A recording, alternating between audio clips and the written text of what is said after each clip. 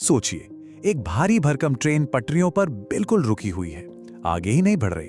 और वजह क्या है? उसका पेंटोग्राफ ऊपर उठने का नाम ही नहीं ले रहा। पेंटोग्राफ वही उपकरण जो ट्रेन को ऊपर वाली तार से बिजली देता है। अब जब यही फेल हो जाए तो पूरी ट्रेन का सिस्टम ठप हो जाता है। तो आज के इस विश्लेषण में हम इसी गंभीर समस्या को डिकोड करेंगे और देखेंगे कि इसका स्टेप बाय स्टेप निदान कैसे किया जाता है। अब यहाँ एक दिलचस्प बात है, पेंटोग्राफ फेल होने पर कोई भी तुक्का नहीं लगाया जाता। लोको पायलटों के पास एक प्रॉपर 12 पॉइंट वाली टेक्निकल चेकलिस्ट होती है जिसका उन्हें सख्ती से पालन करना होता है। स्क्रीन पर दिख रही यह लिस्ट थोड़ी जटिल लग सकती है, लेकिन घबराने की बिल्कुल जरूरत नहीं है। हम इसे बहुत ही आसान और लॉजिकल हिस्सों में बांटकर समझने वाले हैं। तो आज के सफर में हमारी रूपरेखा कुछ ऐसी रहेगी। पेंटोग्राफ समस्या का परिचय, शुरुआती जांच यानी एनर्जी और प्रेशर, फिर न्यूमैटिक पैनल और वॉल्स, उसके बाद सर्किट और स्विच की चेकिंग, और अंत में फाइनल उपाय यानी मैनुअल और रीसेट। बस यही हमारा रोड मैप है। चलिए सबसे पहले बात करते हैं पेंटोग्राफ समस्या के परिचय की। देखिए, जब लोकोमोटिव की पावर कट होती है ना, तो वो एक बहुत बड़ी इमरजेंसी होती है। ऐसे में समय मुट्ठी से रेत की तरफ फिसलता है।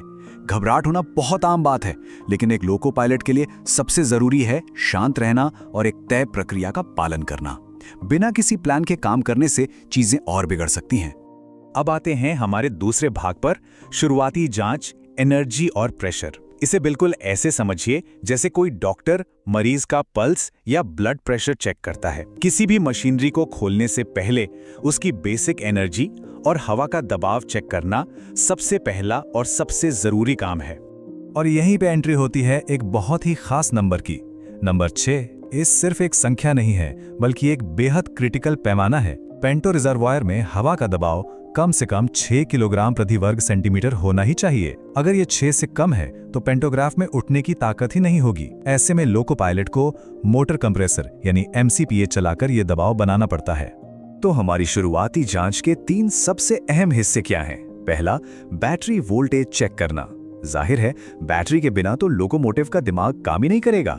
दूसरा, जिसकी हमने अभी बात की, पेंटो रिजर्वायर का प्रेशर कंफर्म करना। और तीसरा, इमरजेंसी स्टॉप पुश बटन को चेक करना। अगर ये बटन दबा हुआ है तो समझ लीजिए पूरा सिस्टम पैरालाइज्ड है, चाहे बाकी सब एकदम परफेक्ट क्यों ना हो। इसलिए उसे रीसेट करना बहुत जरूरी है। अब आगे बढ़ते हैं न्यूमैटिक पैनल और वाल्व्स की तरफ। अगर वो शुरुआती वाइटल्स एकदम सही हैं, तो हमें समस्या की जड़ तक जाने के लिए लोकोमोटिव के हवा वाले सिस्टम यानी उसके फेफड़ों और वाल्व्स की फिजिकली जांच करनी होगी।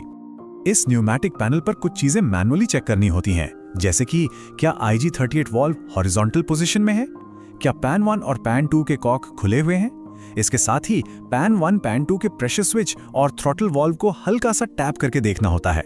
ये सब इसलिए किया जाता है ताकि कंफर्म हो सके कि हवा का रास्ता कहीं ब्लॉक तो नहीं है। यहाँ पे असल में फिजिकल एक्शन लेना पड़ता है। खुले कॉक और IG38 वाल्व की पोजीशन को अपनी आंखों से कंफर्म करना होता है। लेकिन इसमें सबसे मजेदार हिस्सा है वो टैप करने वाला स्टेप। कई बार ना वाल्व या प्रेशर स्विच के अंदर थोड़ी सी धूल या हवा फंसने से ब्लॉकेज हो जाता है। ऐसे में पैन 1, पैन 2 या थ्रॉटल वाल्व पर एक हल्का सा टैप उस ब्लॉकेज को खोल देता है और हवा फिर से दौड़ने लगती है। यह तरीका बहुत ही प्रैक्टिकल और असरदार है। चलिए मान लेते हैं कि हवा का सिस्टम एकदम फर्स्ट क्लास काम कर रहा है, लेकिन पेंटोग्राफ टस से मस नहीं हो रहा है। तो अब क्या? अब हम आते हैं अपने अगले चरण पर, सर्किट और स्विच की चेकिंग। यहां हम लोकोमोटिव के इलेक्ट्रिकल ब्रेन की जांच करेंगे। तो यहां चीजें थोड़ी ज्यादा टेक्निकल हो जाती हैं। सबसे पहले SB1 पैनल पर जाकर पेंटो DJ सर्किट ब्रेकर 127.12 पर नजर डालनी होती है। अगर ये ओवरलोड की वजह से ट्रिप हो गया है तो इसे रीसेट करना होगा। अगर ब्रेकर ठीक है तो फिर पेंटो सेलेक्टर स्विच की पोजीशन बदलकर देखी जाती है। और आखिर में पेंटो EP वाल्व 24 और 25 के कनेक्शन को बहुत ही बारीकी से चेक किया जाता है कि कहीं कोई तार तो ढीला नहीं रह गया। और अब हम इस पूरी चेकलिस्ट के सबसे आखिरी और निर्णायक मोड़ पर आ गए हैं, फाइनल उपाय यानी मैनुअल कंट्रोल और रीसेट। जब हवा का दबाव, वाल्व्स और इलेक्ट्रिकल सर्किट सब कुछ चेक कर लिया हो और फिर भी सफलता ना मिले, तब ये ब्रह्मास्त्र इस्तेमाल किए जाते हैं। चेकलिस्ट का 11वां कदम साफ कहता है कि अब मशीन के भरोसे बैठने का समय खत्म, कंट्रोल अपने हाथ में लेना होगा। SB2 पैनल पर जो पिंटो कॉन्टैक्टर 130.1 है, उसका मैनुअल कंट्रोल लेना पड़ता है। ये बिल्कुल वैसा है जैसे सिस्टम को बाईपास करके सीधे ऑर्डर देना। ऑपरेटर को खुद फिजिकली इस कॉन्टैक्टर को ऑपरेट करके पेंटोग्राफ को उठाने की कोशिश करनी होती है। लेकिन क्या हो अगर ये मैनुअल तरीका भी काम ना करे? तब आता है हमारा आखिरी 12वां कदम, CE ऑफ ऑन। कंप्यूटर की भाषा में कहें तो ये एक हार्ड सिस्टम रीसेट है।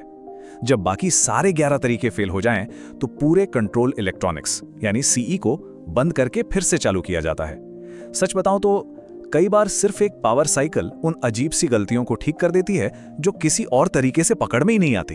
तो इस पूरे प्रोसेस को गहराई से समझने के बाद एक बहुत ही दिलचस्प सवाल उठता है। इस पूरी श्रृंखला में ऐसा कौन सा स्टेप है जो पटरियों पर सबसे ज्यादा देरी होने से बचाता है? क्या वो वाइटल्स चेक करना है, वाल्व को टैप करना है, या फिर वो आखिरी रीसेट है? सच तो ये है कि इस पूरी चेन के हर एक कदम को जानना और उसे सही क्रम में फॉलो करना ही वो एक लौता मंत्र है जो ट्रेन को फटाफट वापस पटरी पर दौड़ा सकता है। इस व्यवस्थित सोच के बिना एक छोटी सी तकनीकी दिक्कत भी बहुत बड़ा सिरदर्द बन सकती है ना? कमाल की बात। ऐसी ही वीडियो देखने के लिए हमारे चैनल को लाइक और सब्सक्राइब करें। कल फिर मिलेंगे एक नए वीडियो के साथ। नमस्कार।